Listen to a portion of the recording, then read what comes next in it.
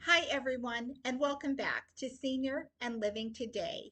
If you are new here, welcome. And if you are returning, welcome back. On this channel, I try to offer you as many safety tips that I can think of that might be helpful for seniors and really for everyone. And something we haven't discussed is some fire safety tips.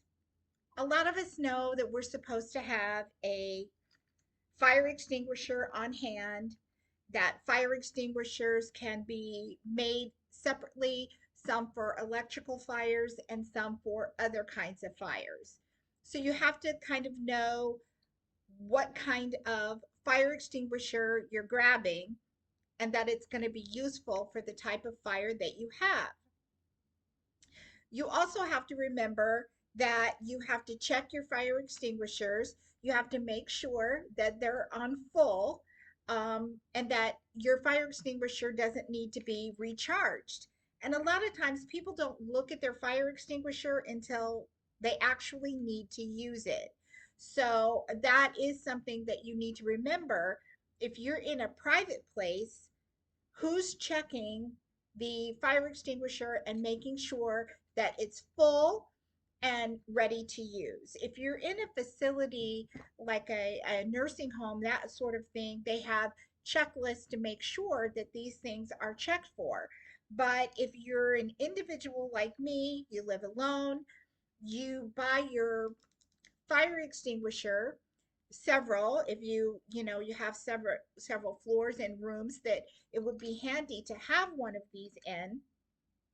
You need to make sure that it's fully charged, and then you have to consider, if you're not around and someone else is there that has a fire to put out, are they going to be able to do it? Are they going to remember that there should be 6 foot distance between you and the flame? Are they going to remember that you're supposed to sweep the fire and not just aim at it and hold it there, that you're supposed to pass over the fire? So there are some rules that you need to know, and that you are going to have to pull the pin to get all of this to release. So while it may not be a lot to remember, there are some things to remember.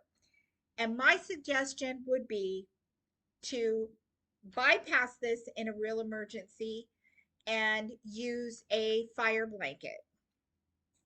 The reason why I recommend a fire blanket is because there's nothing to pull, nothing to read, no instructions. Open the blanket, put it over the fire. It can't get much simpler than that. If you have tendonitis or you have issues with dexterity and being able to push and pull at the same time, and um, worry about whether you're going to be able to keep holding this up and doing the motion, it's a good idea to think about a fire blanket. Um, Fire blankets are sold in many places. You can get them at a hardware store, you can get them online, you can get them at a big box store. And I have seen fire blankets range from anywhere between $7 and $50 because there's different size blankets. But if you are thinking you might like one for your kitchen in case there's a kitchen fire, it comes in just an envelope. You can look it up. They come in just a little bag. You just open the bag and pull out the blanket and put the blanket over your fire, and it smothers your fire. You can put it over a skillet or over an ire on the stove and put that fire right out. No instructions needed. So I recommend that.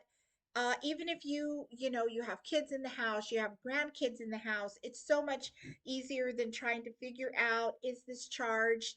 I mean, of course you want one of these in your house just in case. But I say have a fire blanket as well. You can't go wrong with that. And like I said, there's many different sizes and different prices. They're easy to use, easy to store. You can have several in your home. I definitely recommend that. And just On a side note, if you have a second story, think about a fire ladder, a safety escape ladder, because sometimes there's only one way upstairs, which means there's only one way down. So if you can get a fire ladder, a safety ladder, I got one at my Ace Hardware store, and I bought it at the time of year it was 50% off. So keep your eye out for things like that. And those are things that, you know, they never go out of style. It's always a great gift. It's always handy to have, but fire safety is important. So making sure that you are prepared and you have a fire blanket, and possibly if you need it, a safety rescue ladder that just hangs on outside your window and you can climb out the window. We can only be so prepared. So I hope that you have found this information helpful. I hope you will share it. I hope you will like the video. And I hope that you will check and make sure, if you're not a subscriber, that you become one. And if you are a subscriber and you aren't getting the notifications, hit the bell and resubscribe, because some people have been unsubscribed. Anyway, thank you for your time, and I'll see you next time right here on Senior and Living Today. Goodbye.